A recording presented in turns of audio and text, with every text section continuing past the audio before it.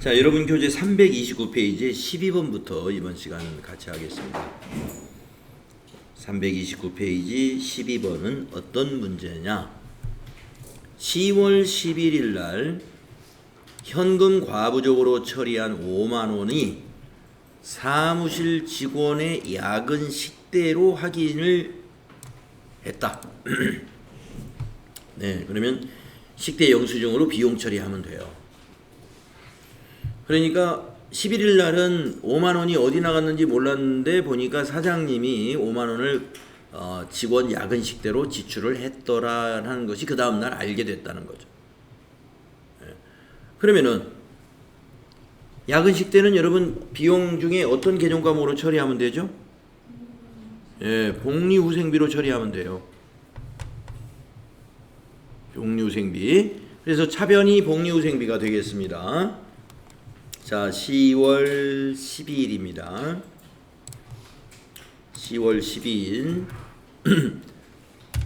차변이 811번 복리후생비로 처리하시고 거래처는 그냥 지나가시고 적요에다가 타자해야 되겠네요. 야근 식대 금액은 5만 원. 자, 이제 대변입니다. 자, 우리가 야근 식대를 현금으로 오늘 줬다면 대변에 현금이겠죠. 근데 어제 돈이 부족한 것이 발견돼 가지고 어제 대변에 현금 처리했죠.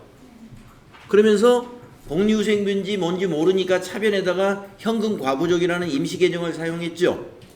그러니까 대변에 현금 과부족을 이제 없애줘야 돼요. 그래서 대변이 현금 과부족. 대변에 현금 과부족.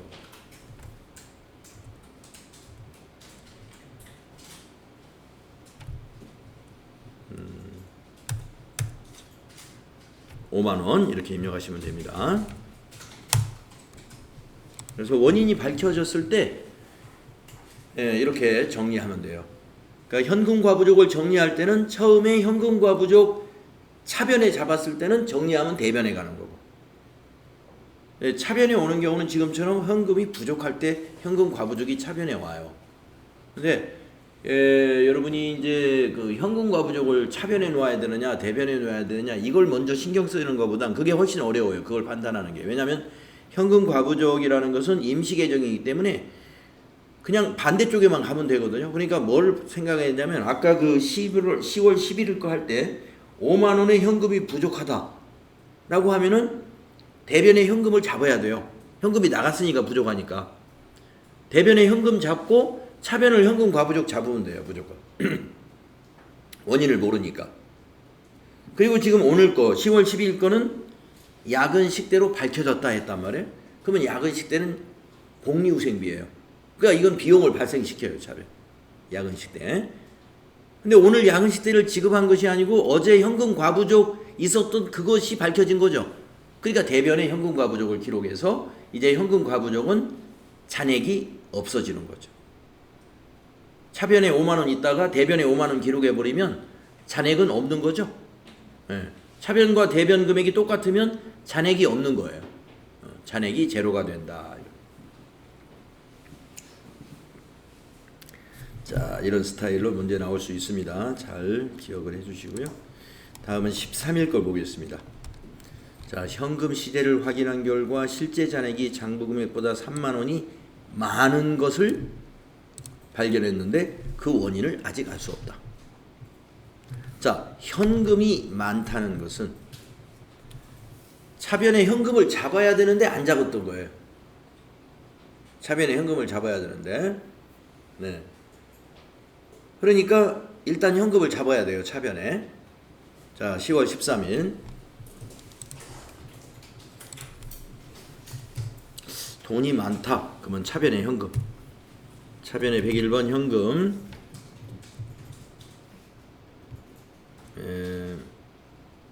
적요에는 현금 과잉이라고 써요. 현금 과잉.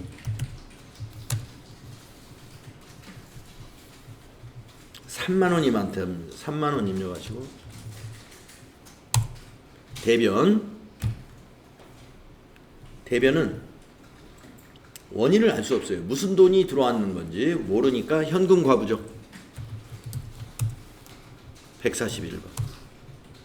엔터 현금 과잉 복사하시고 3만원. 이렇게 잡으면 됩니다. 현금이 과잉, 현금이 남는다. 그러면 장부에다가 현금을 입금 잡아야 돼요. 누군가 거기다 넣어놓은 겁니다. 내가 넣었는데 기억을 못 한다든가, 아니면 사장이 넣어놨는데 사장이 말을 안 했다든가. 장부에 기입하는 걸 누락시켰기 때문에 현금이 많은 거예요. 그래서 차변에 현금 잡고, 일단 대변에는 무슨 돈인지 모르니까 현금 과부적 이렇게 해둡니다. 임시 계정이죠, 현금 과부적이. 자, 다음 문제는 10월 14일 걸 보겠습니다. 9월분 급여 지급 시 징수한 소득세, 지방소득세 22,000원을 서울은행 보통예금 계좌에서 이체하여 납부하였다. 자, 급여 지급할 때 누가 징수하냐면 회사가 징수하죠. 9월달 급여 지급할 때 직원들의 급여에서 소득세하고 지방소득세를 원천 징수하잖아요. 그게 22,000원 있는데 그것을 10월 14일 날 계좌 이체로 납부했다 이 말입니다. 그러면 보통예금에서 돈이 나갔으니까 보통예금은 대변에 가야 되겠네요. 자, 입력할까요? 10월 14일.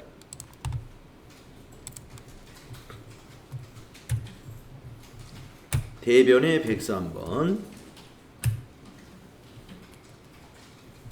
서울은행 코드로 꼭 넣어야 되죠. 적요에다가는 밑에 해당되는 게 혹시 있나요? 없네요. 그러면 여기다가 소득세 납부 금액은 22,000원 이렇게 하시고, 자, 차변에 뭘로 하느냐 이겁니다. 자, 이 소득세는 세금이지만 회사의 세금이 아니죠. 직원들 세금이에요.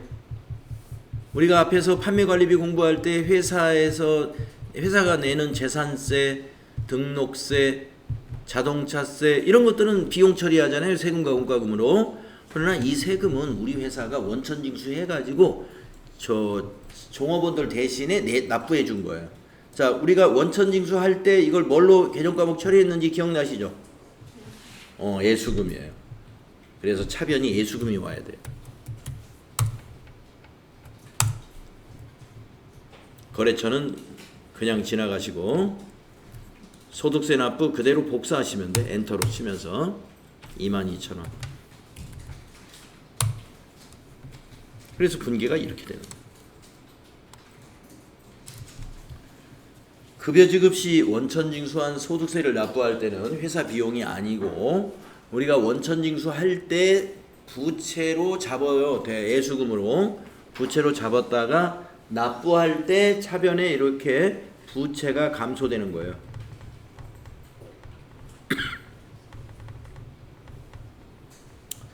자, 예수금이 부채 계정이잖아요. 부채를 차변에 기록하는 것은 부채 감소입니다. 보통예금이 자산이잖아요. 자산이 대변에 가는 것은 자산 감소입니다.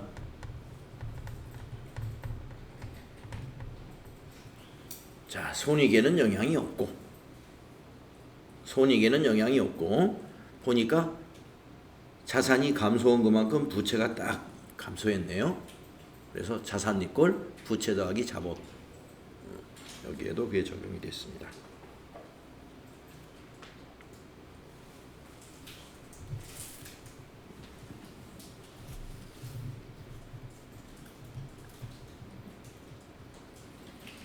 다음은 10월 15일 거 같이 해보겠습니다. 지점 확장을 위해서 강남 빌딩과 월세 계약서를 작성하고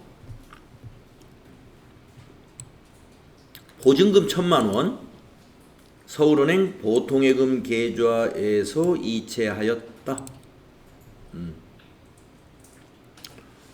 자, 그러니까 강남 빌딩을 지금 사무실을 빌렸다는 거잖아요. 그래서 우리가 보증금으로 강남 빌딩에다가 보증금으로 오늘 이체시켰다 이 말입니다. 그러면 보통 예금은 돈이 빠져나갔으니까 감소한 거니까 대변.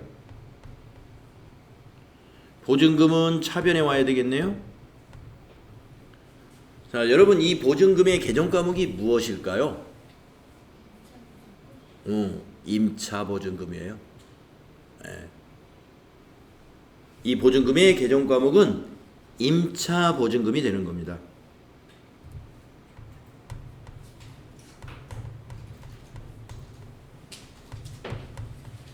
우리 회사가 임차인이죠. 임차인. 빌리는 사람.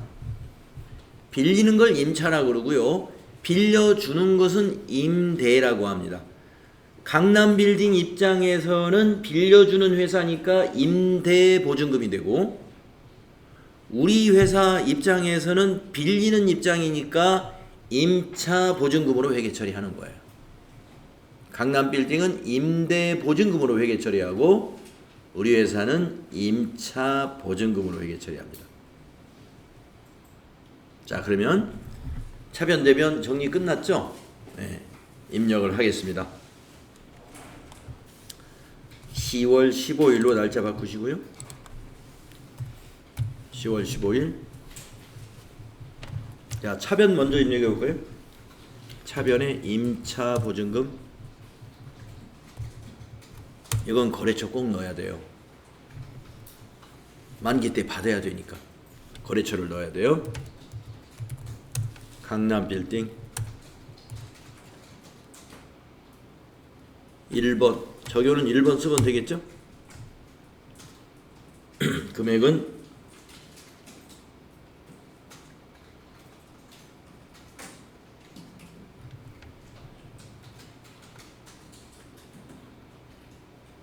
천만원. 대변에 103번 보통예금이죠. 서울은행이죠. 코드 거래처는 서울은행. 보통 엔터로 위에 거 복사하면 되죠. 사무실 임차보증금 지급. 금액은 1000만원. 네, 이렇게 분계가 되는 겁니다.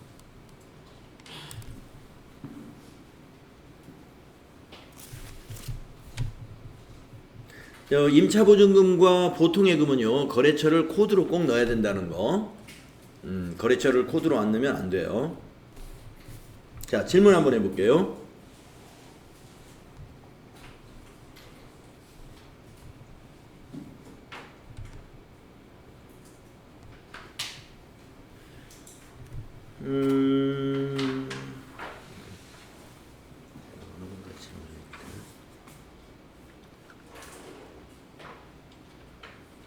최희연님? 네, 최희연님. 자, 이 거래로 인해서 자산 총액에 변화가 있나요?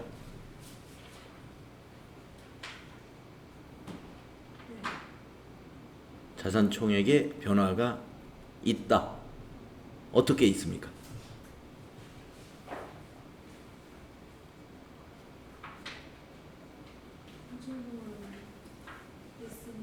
네. 보증금을 냈으니까 자산이 줄어들었다. 그러면 1000만원이 감소했다 이런 말씀이죠?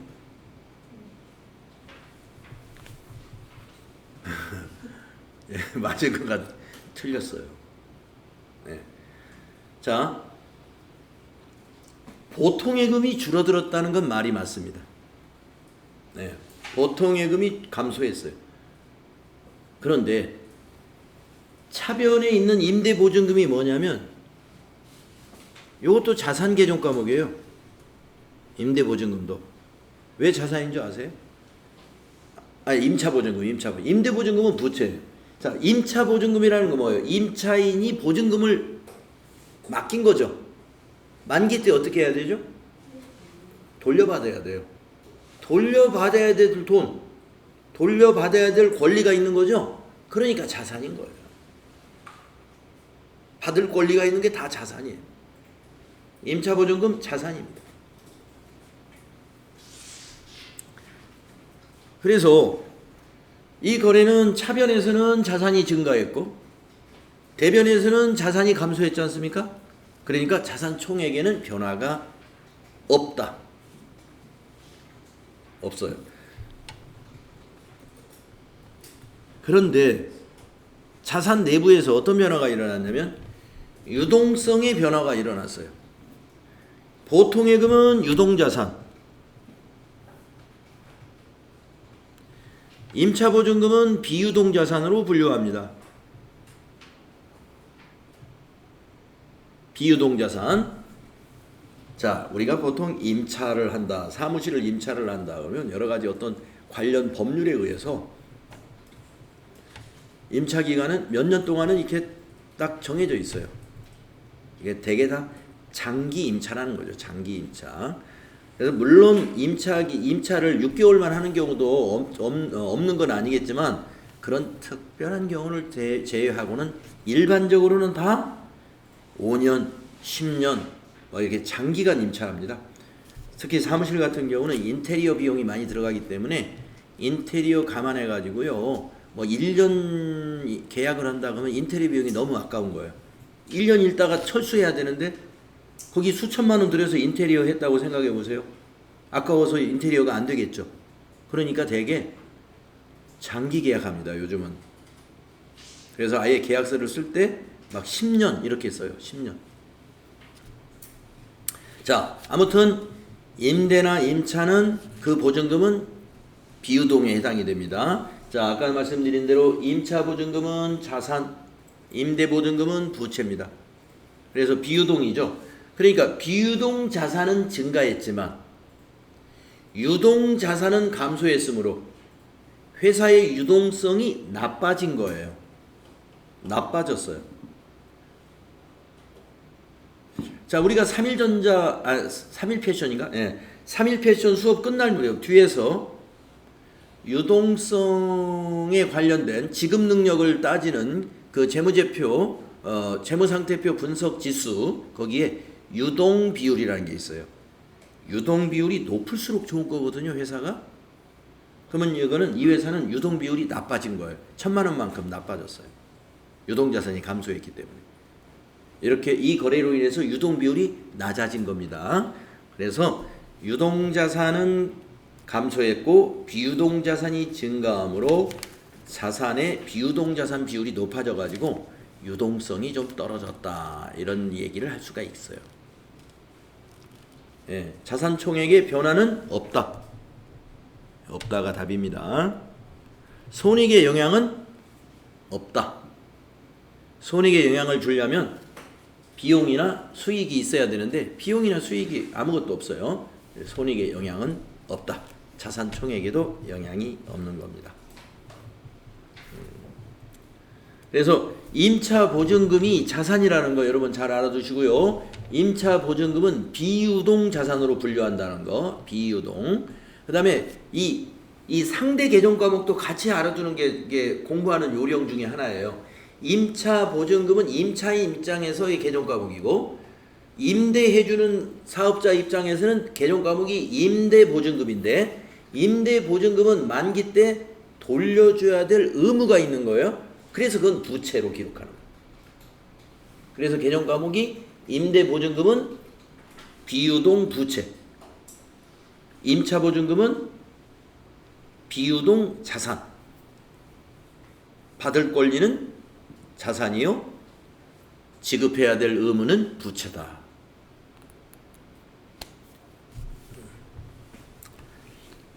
자, 그 다음에 16번을 한번 보겠습니다. 16번이요. 서울은행 보통예금 계좌에 200만 원이 입금이 되어 있으나 원인을 알 수 없다. 이것도 이제 임시계정으로 처리를 해야 되는데 여러분이 이론 공부하실 때 당좌자산, 당좌자산 마지막에 가수금이라는 개정 과목을 살짝 소개를 받았을 거예요. 가수금. 이게 바로 가수금입니다. 통장에 돈이 들어왔어요. 통장에 돈이 들어왔는데 그 내용이 뭔지를 모르는 돈이 있을 수 있습니다.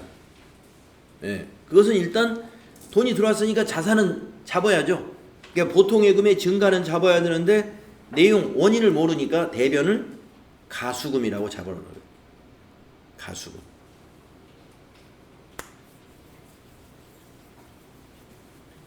아까 제가 유동자산이라고 하는데 당좌자산이라고 하는데 실수했습니다. 당좌자산이 아니고 가수금은 부채예요. 유동부채에서 나왔어요. 여러분.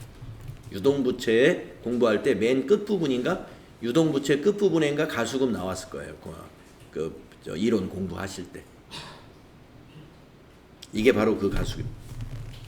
자, 그래서 차변의 보통예금, 대변이 가수금 이렇게 되는 겁니다. 자, 입력합시다. 자, 10월 16일로 바꾸시고 3번 차변, 103번 보통예금. 보통예금으로 입금됐으니까 차변에 쓰는 거고요. 항상 보통예금은 입금됐으면 차변, 출금됐으면 대변이에요. 예금, 보통예금만 그런 게 아니라 당좌예금 뭐 이런 거, 예금 계정 과목들 입금됐으면 차변, 출금됐으면 대변. 자, 그래서 보통예금 거래처 넣어야 되죠. 서울은행 보통 적요에다가는 적당한 게 없죠. 그냥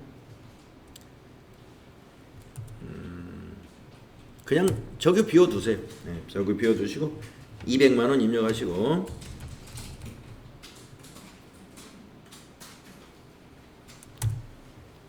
대변이 가수금이다. 가수금. 남의 돈을 지금 가지고 있는 셈이니까 가수금 부채 잡고요. 거래처도 몰라요. 어느 거래처에서 입금된 건지 알면 거래처 코드를 넣으면 되는데 거래처가 없을 때는 안 넣으면 됩니다. 입력할 수가 없죠. 예, 적요에다가는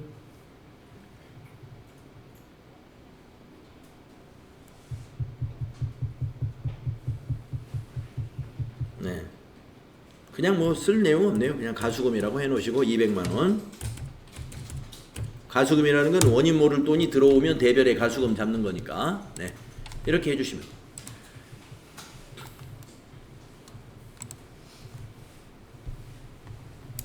그래서 분계가 차변의 보통예금, 대변의 가수금 이렇습니다.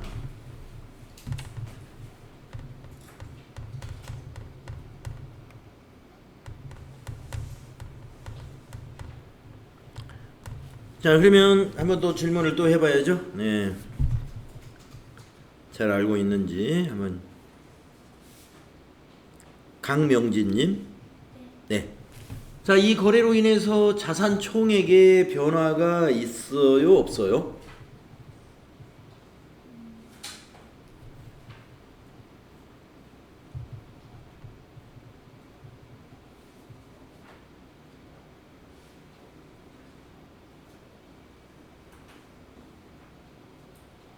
증가. 200만 원 증가죠? 예, 200만 원 증가 맞습니다. 예. 이게 자산이거든요. 보통예금 차변 자산 증가예요. 대변의 가수금은 이게 가수금이 자산이 아니고 뭐였죠? 예, 부채였죠. 부채 증가. 부채는 대변에서 증가합니다. 자산은 차변에서 증가하는 것이고. 그래서 자산 총액이 200만 원 증가한다. 부채도 200만 원 증가한다. 자산이 증가한 것만큼 부채나 자본도 증가하게 되어 있습니다. 딱 200만 원씩 증가했죠. 그렇게 딱딱 항상 맞아 들어가는 거예요.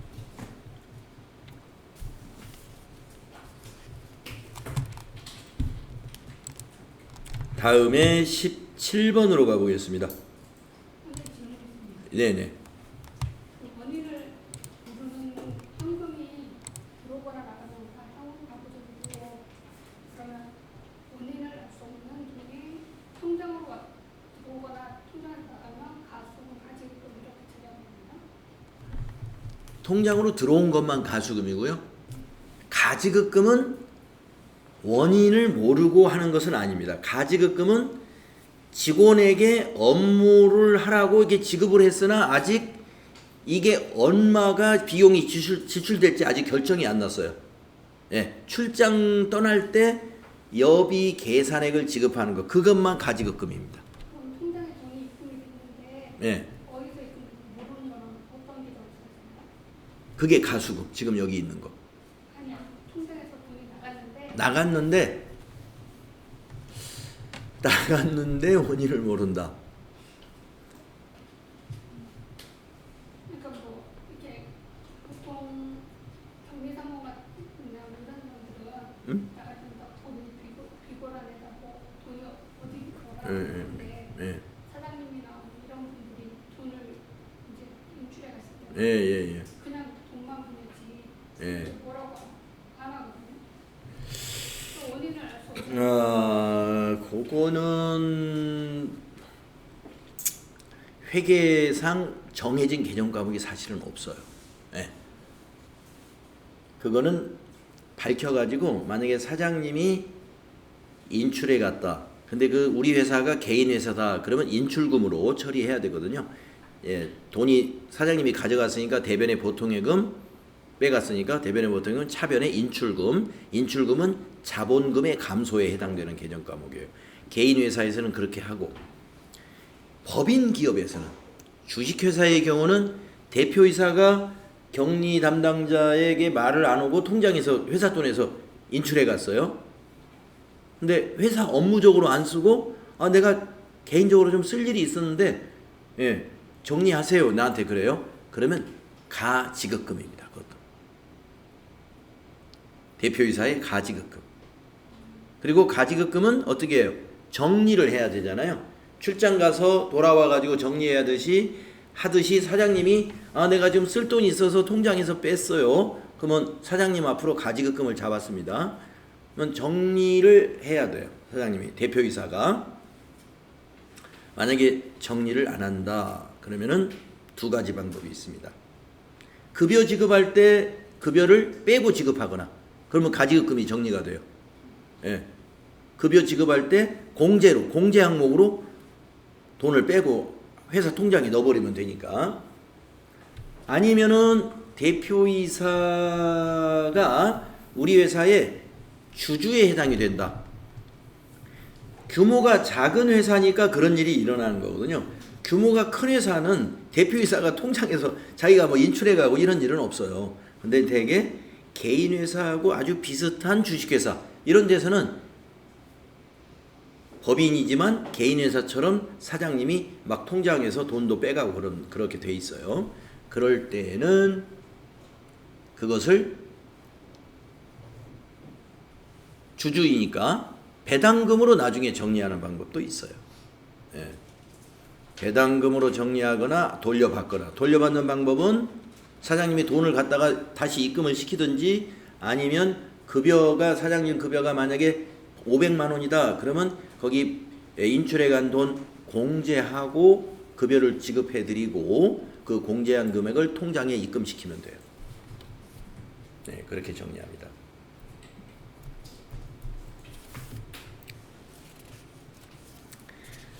자, 10월 16일 가수금으로 부채로 잡습니다.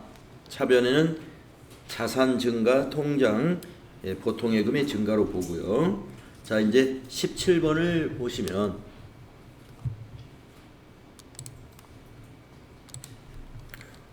보통예금 통장으로 입금된 200만 원은 안동상사에서 입금을 했는데 외상 매출금이 180만 원, 상품 매출에 대한 계약금이 20만 원인 것을 확인했다는 거예요. 그러니까 안동상사가 우리 거래처인데 우리가 외상으로 상품을 팔았는데 그 돈을 180만 원 갚은 거고 20만 원은 계약금 쪽으로 다음 거래를 대비해서 계약금을 넣는 거다 이런 얘기입니다. 그러면 여러분이 계정 과목이 이제 다 나왔죠. 자, 보통예금은 여기서 이미 잡았으니까 보통예금 대신에 가수금이 되는 거고,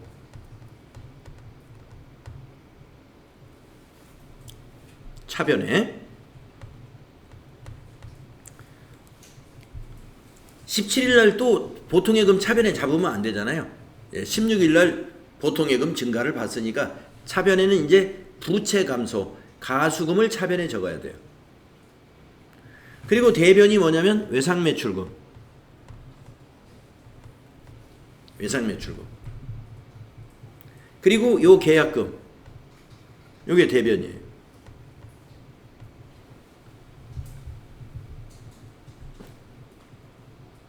분계가 이렇게 됩니다.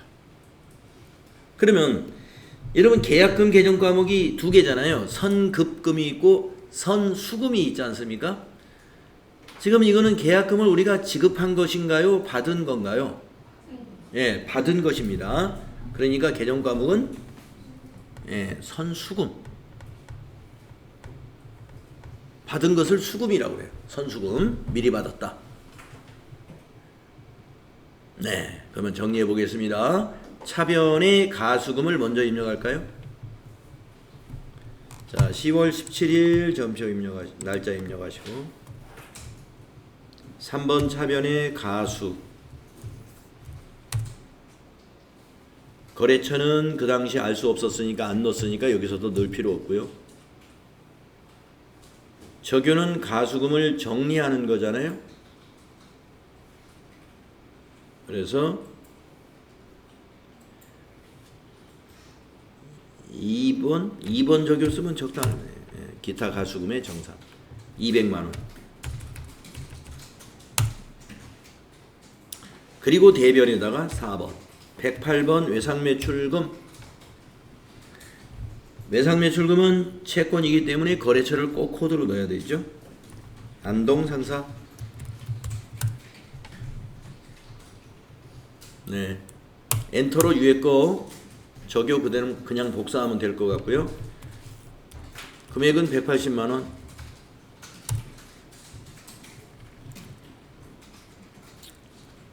금액은 180만원.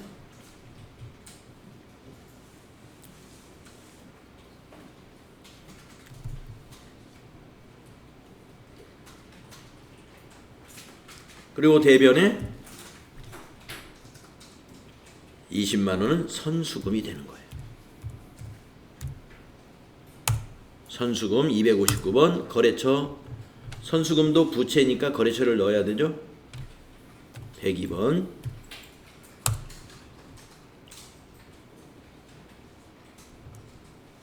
엔터로 위에 거 그냥 복사하시면 되고요. 20만원. 가수금을 선수금으로 대체한 거니까 이렇게 하시면. 그래서 가수금을 부채 감소시키고 대변에 외상매출금, 자산 감소, 선수금, 부채 증가 이렇게 되는 것입니다.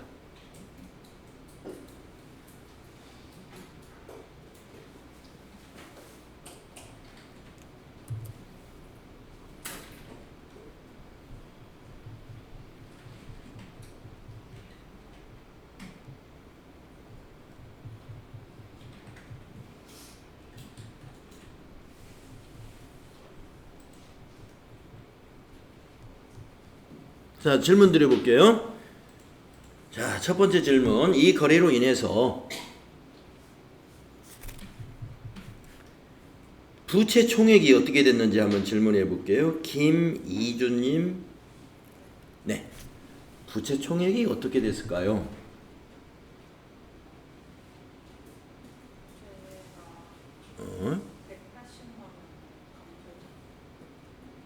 그러네요.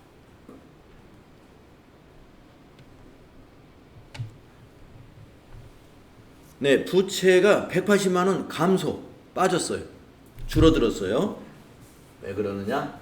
가수금 부채잖아요. 부채가 차변에 오면 부채 감소. 200만원 감소했어요. 근데 대변에 보니까 부채가 하나 더 있죠. 선수금. 선수금 부채.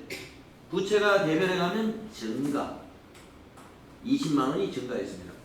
자, 200만원은 감소하고 20만원이 증가하니까 180만 원만 감소한 거죠. 맞습니다. 그러면 네, 또 민채연님, 네, 자산 총액은 어떻게 될까요?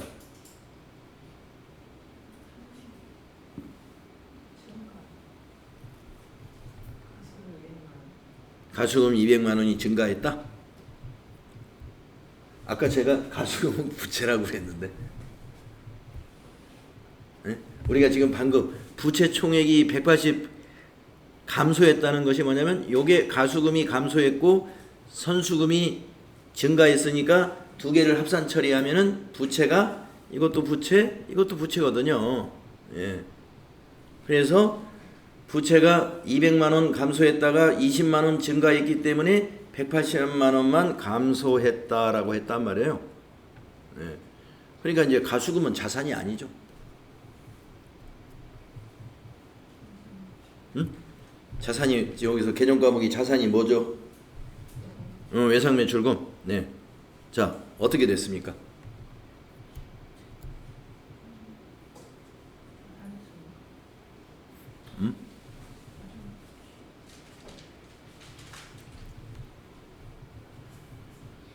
얼마가 어떻게 됐죠?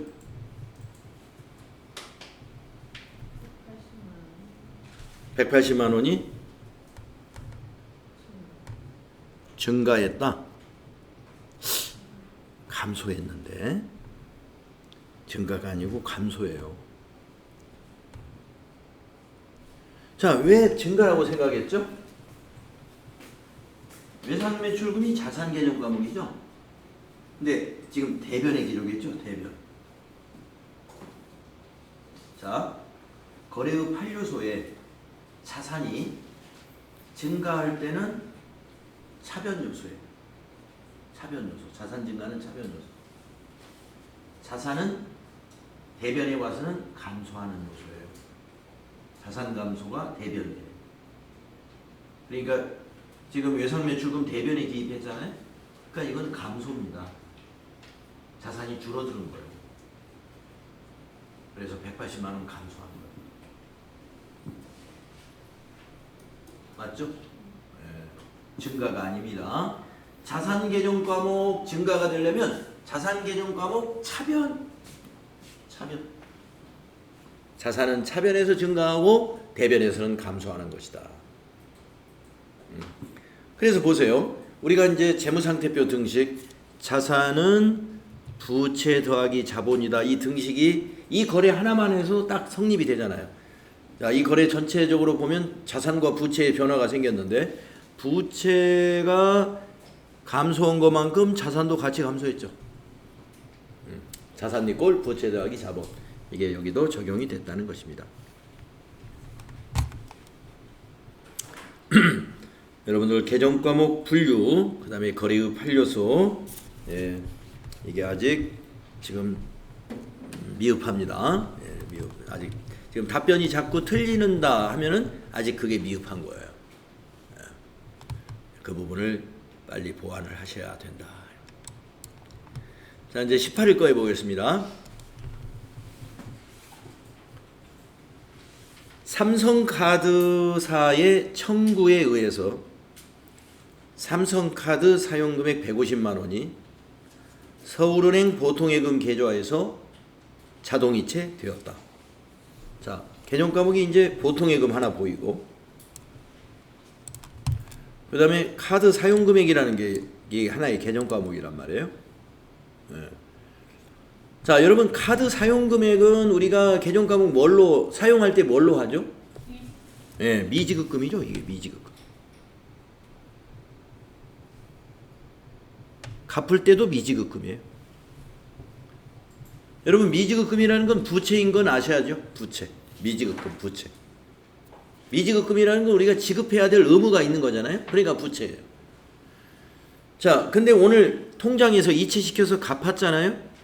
그럼 미지급금 부채. 부채 감소할 때는 차변에 적어요, 대변에 적어요? 예, 부채 감소가 차변이에요. 그래서 이게 차변에 미지급금 150만 원 이렇게 기입해야 부채가 감소하게 되는 거예요. 그리고 이제 대변은 뭐가 오느냐면 보통의 금이 감소하거든요. 그러니까 보통의 금이 자산이잖아요. 자산의 감소는 대변 요소예요. 그래서 대변에다 보통의 금 150만 원 이렇게 얘기해요.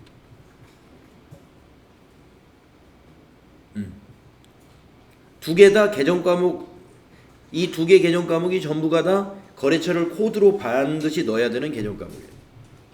그래서 미지급금의 거래처는 삼성카드가 되는 거고 보통의 금의 거래처는 서울은행이 되는 거죠. 자, 입력하세요. 자, 10월 18일자로 입력하십시다.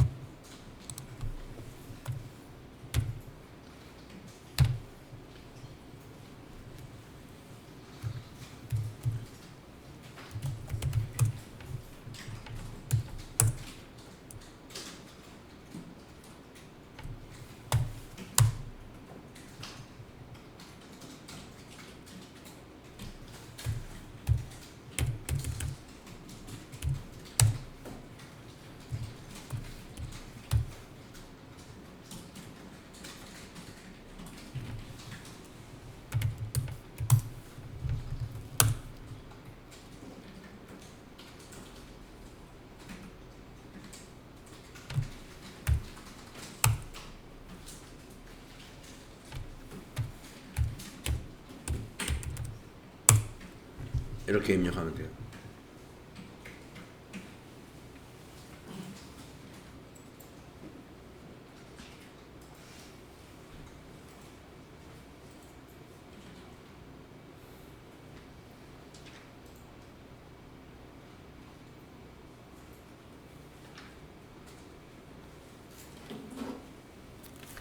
또 질문 한번 해볼게요.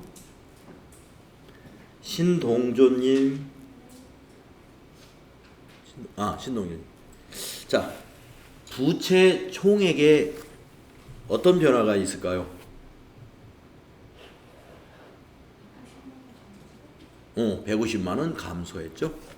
미지급금이 부채인데 부채 차변은 감소거든요. 150만 원 감소했다. 맞았어요. 다음에 19번으로 가보겠습니다.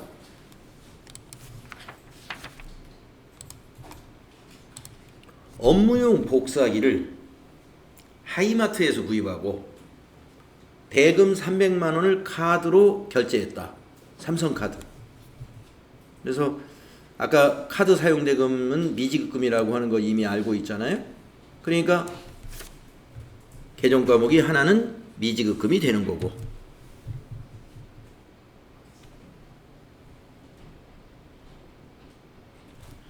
자, 하이마트에서 뭘 샀냐면 복사기를 업무에 쓰려고 샀어요. 복사기는 개정 과목 뭘로 하면 될까요? 소모품? 소모품으로 하는 것은요, 복사기에 들어가는 용지 같은 것은 소모품비나 소모품으로 합니다. 근데 복사기가 지금 300만 원짜리잖아요. 금액도 비품이에요. 비품.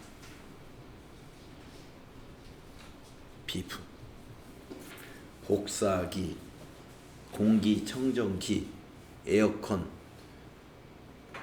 복합기, 컴퓨터 이런 것들, 책상 이런 것들이 비품입니다. 유형자산으로 처리합니다.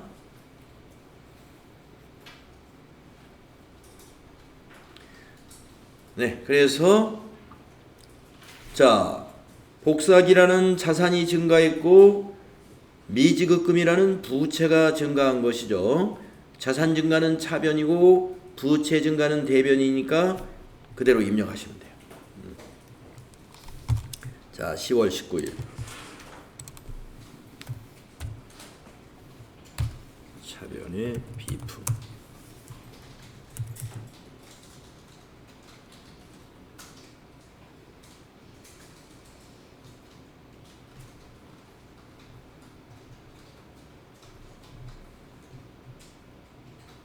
여기다가 그냥 복사기 구입이라고 쓰는 게 낫겠네.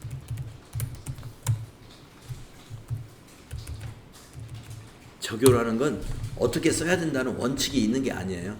네, 나중에 자료를 볼 때 담당자가 이게 어떤 거래인지를 탁 이해하기 쉽게 써놓으면 돼요.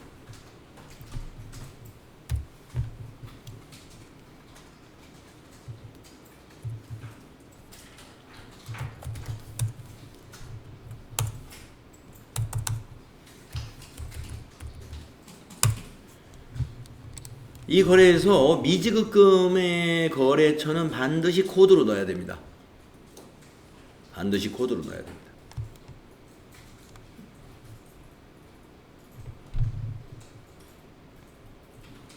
반드시 코드로 넣어야 되죠.